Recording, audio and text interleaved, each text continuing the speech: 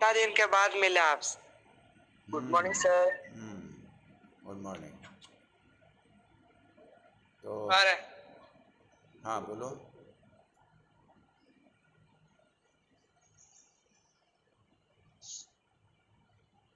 Hello.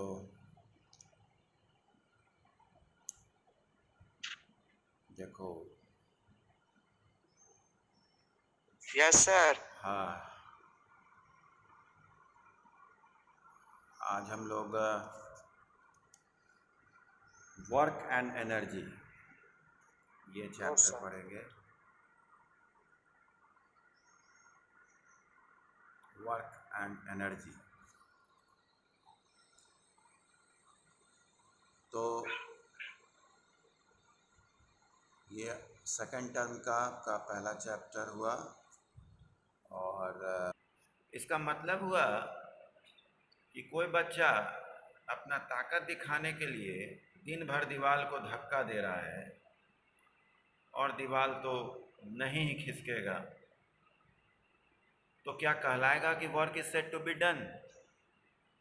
No sir. No. No sir. हाँ, लेकिन वही अगर सत्यम कुमार आए और एक क्लासरूम के डस्टर को थोड़ा खिसका दिए तो वो वर्क डन हुआ? Yes sir. हुआ। क्यों हुआ? क्यों कहे वर्क डन हुआ?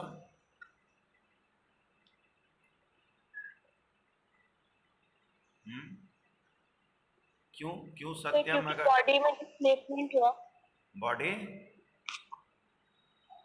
सर, बॉडी में डिस्प्लेसमेंट हुआ। हाँ, एक मिनट जरा हम ये करते हैं, ईयरफोन लगा ले तो ज़्यादा अच्छा होगा। आवाज़ नहीं जा रही होगी, क्लियर है ना?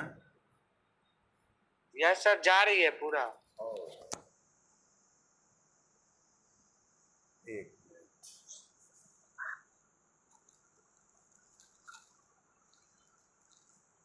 हाँ, थोड़ा सा रुक जाओ।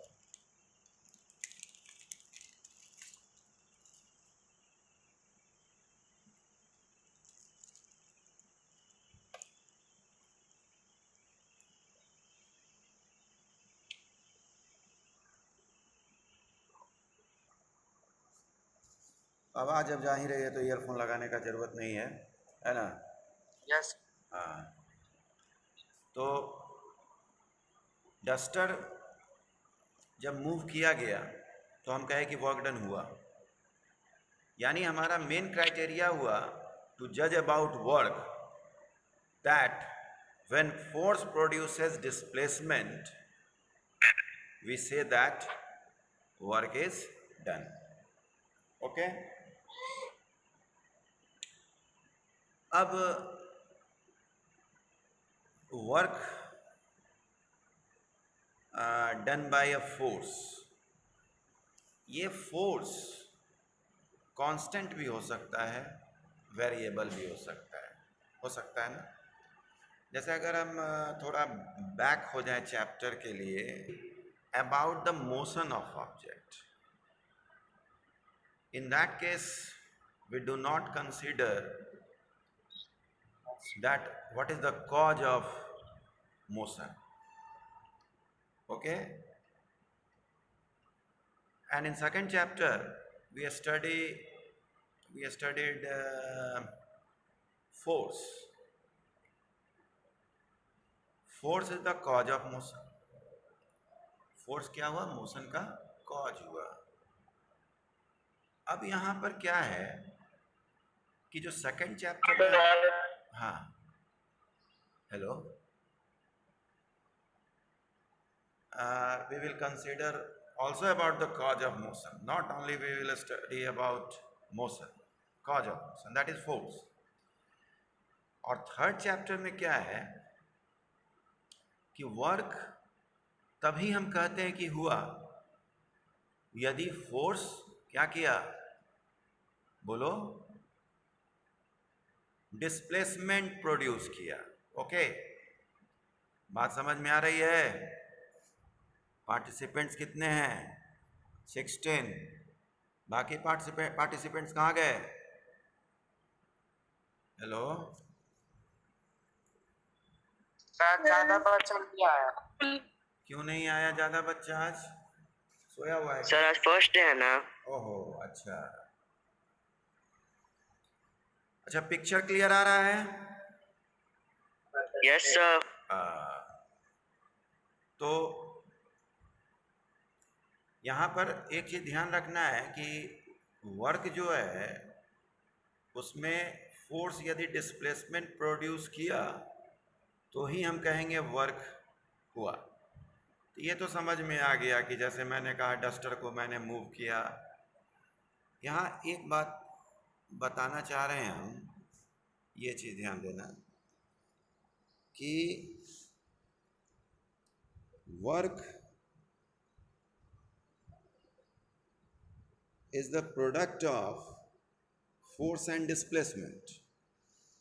ठीक, तो ये फॉर्मूला से ही पता चलता है कि यदि ये डिस्प्लेसमेंट कुछ नहीं रहा तो वर्क तो हुआ ही नहीं। यानी if displacement will be zero then what will happen, F into zero यानी जीरो, है ना? ये तो पता चल ही रहा है हम लोग को। Yes sir. और ये कोई बच्चा सोचेगा तब तो सर हम ये भी कह सकते हैं कि फोर्स यदि जीरो हुआ तो भी वर्क जीरो हुआ।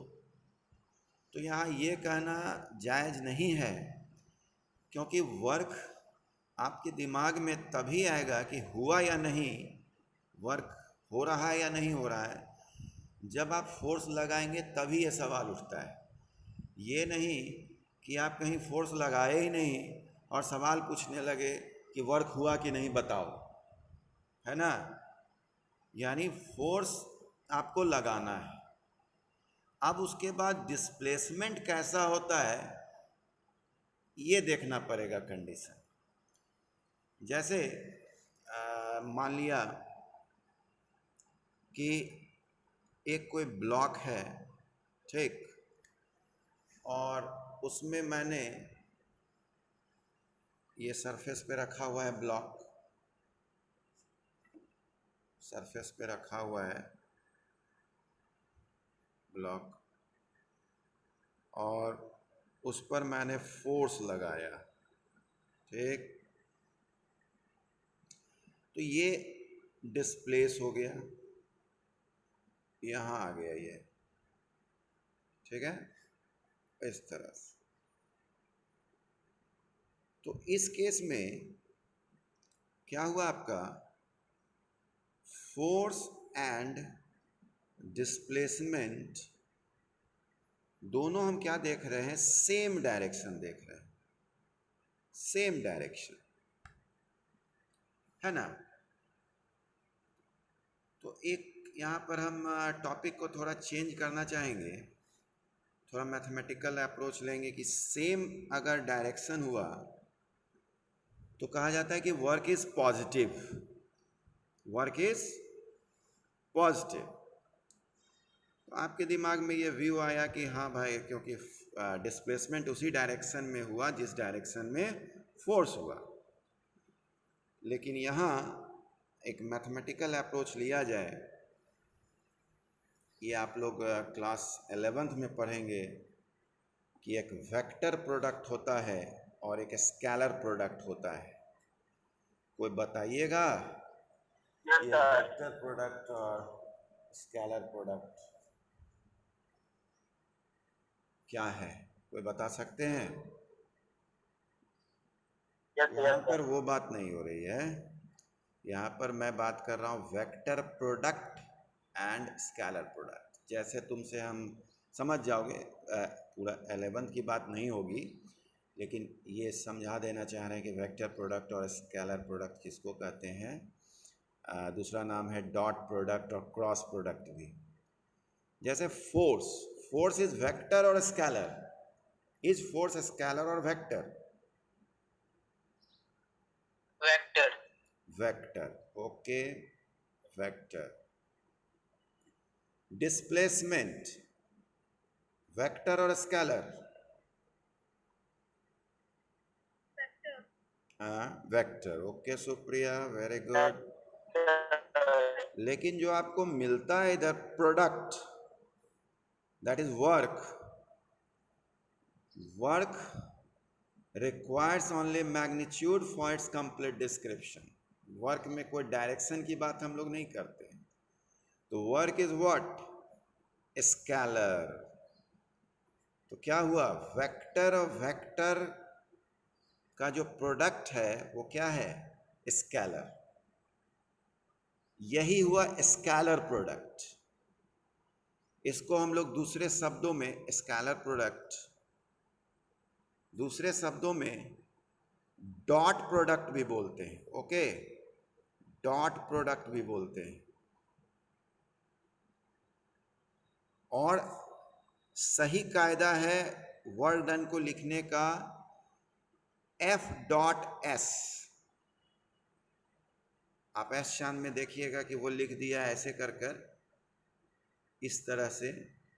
तो ये जानते हो टॉर्क? टॉर्क कोई जानते हो? No sir. No sir.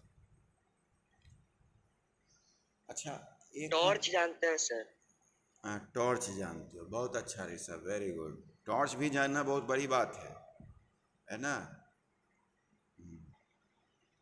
भाई साहब बोलिए कुछ। सर्कुलर मोशन याद है? दिस इज एंगुलर वेलोसिटी,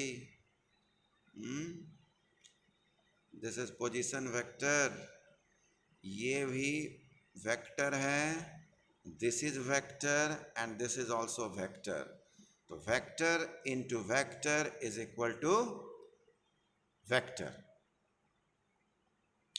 यानी यहां पर क्या हो गया कि मैं जो दो चीजों को प्रोडक्ट ले रहा हूं वेक्टर का, उसका जो इधर वेरिएबल आ रहा है दैट इज ऑल्सो वेक्टर। तो ऐसे को हम लोग कहते हैं वेक्टर प्रोडक्ट। Vector product.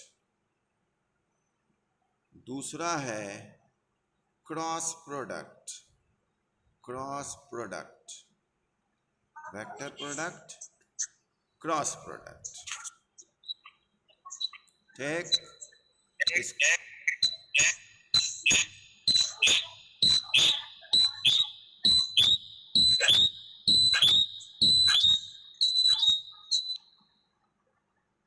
ये आवाज क्यों आया? सर नेटवर्क कैसे होगा? हाँ?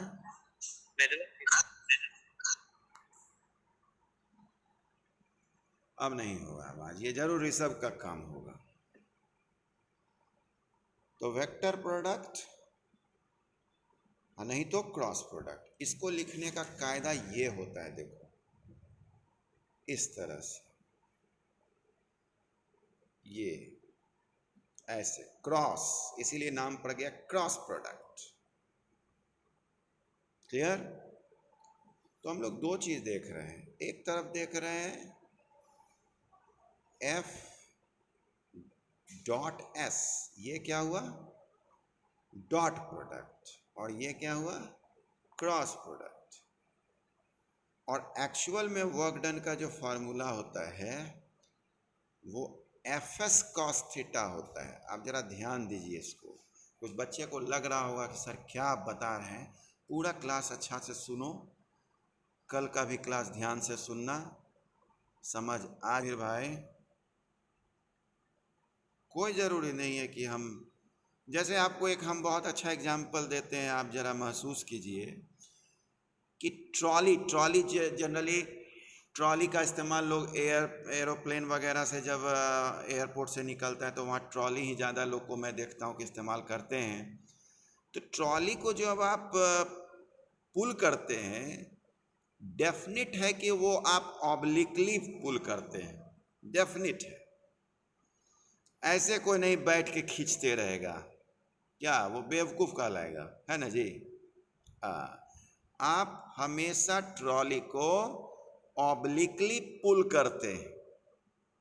ओके, अब देखो यहां पर,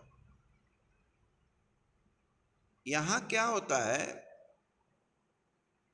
वो तो ऐसा नहीं होता कि इस डायरेक्शन में चला जाता है, नहीं ना जाता है, वो तो इसी तरफ चलेगा क्या? ट्रॉली आप खींच रहे हैं, ऑब्लिकली खींच रहे हैं, तो क्या तुम्हारे शरीर में चिपक जाएगा? वो तो सीधा रोड पे ही चलेगा, है ना जी? वो तो सीधा रोड पे चलेगा। It means here one effective force is acting. Okay, one effective मतलब ये जो फोर्स आप लगा रहे हैं उसका कुछ ना कुछ इफेक्ट इस डायरेक्शन में हो रहा है जो कि ब्लॉक को सीधा खींच रहा है, हॉरिजेंटली। ओके, है ना? बोलिए सुप्रिया, अंजलि, सिद्धिश्री, समीर, ऋषभ, कहाँ हो भाई? जागो इंडिया जागो। हाँ, जागो, 5 तारीख हो गया, एग्जाम खत्म हो गया। एग्जाम में तो इतना बहुत मजा आएगा।